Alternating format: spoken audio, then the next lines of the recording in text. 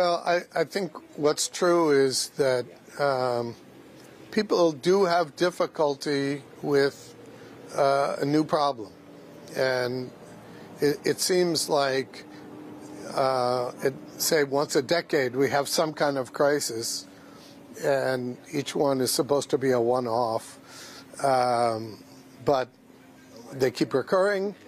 So certainly in the United States, you have to have been around for a long time to remember what high inflation looks like, and it's not surprising that people are upset now. Well, everybody is focused on those inflation expectations. And again, it feels as though you can easily look at inflation expectations as a behavioral problem. Do inflation expectations actually serve as a good predictor of actual inflation? Well, I don't think they do particularly, but people like to talk about inflationary expectation, but my question is always, whose expectations? Is it the typical citizen? They don't really have inflationary expectations. They're worried about whether their favorite football team is going to win next weekend.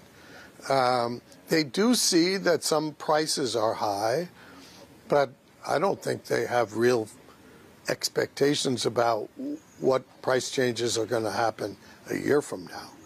And, you know, if we look at markets, we're looking at bond traders and their expectations, and they may be completely different. And then the most important expectations are those of the central bankers. And those three sets of expectations may not line up. When you look at this period of high inflation compared to historical moments like this, what are the big features that stand out to you, and how are you thinking about this period relative to other similar ones in the past?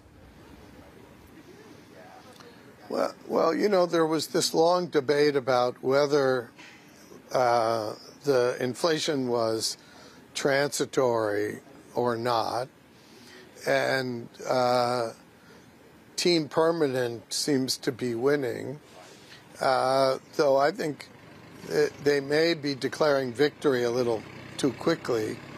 You know, inflation is the rate of change in prices as opposed to high prices.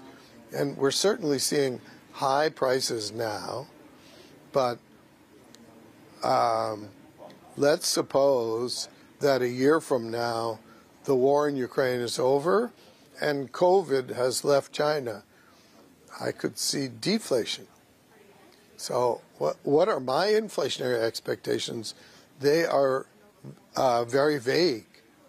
I don't know what's going to be going on a year from now, and so I don't know what will happen.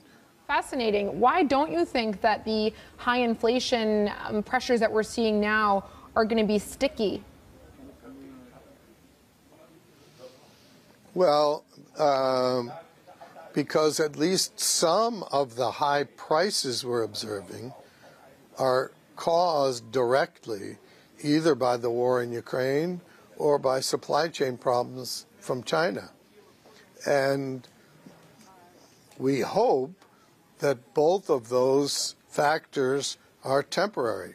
Now, maybe a year from now, they'll still be fighting in Ukraine and there'll still be COVID in China, but we hope that that's not the case. And if one or both of those problems is mitigated, then I could see some prices going down. What about wages? You hear from a lot of European authorities in particular that we shouldn't be worried about a wage price spiral. You heard the Bank of England governor earlier this year walk back comments that he asked the UK public not to ask for wage increases, even though you're seeing inflation and the cost of living increase dramatically. Unions now in the UK starting to ask for wage increases to match inflation. So how real is the risk that we do see a wage price spiral?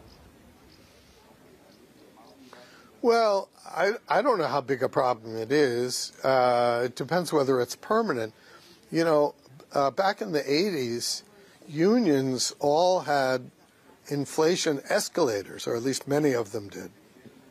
And then as inflation started to go down, they took that out of the contract because the members didn't care about it so much.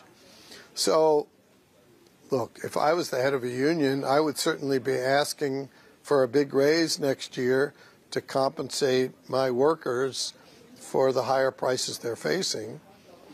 But once again, I would say if that happens once, personally, I would applaud that, because the people who are getting wages, what we're calling wages, are the people who've been lagging behind the 1% in terms of how much money they're making. So, and certainly everywhere I go, you see signs of a shortage of labor, and supply and demand says wages should go up. I can't go into a restaurant in the U.S. that doesn't have a help wanted sign in the front door. So, yeah, wages are going to go up, and I think that's good.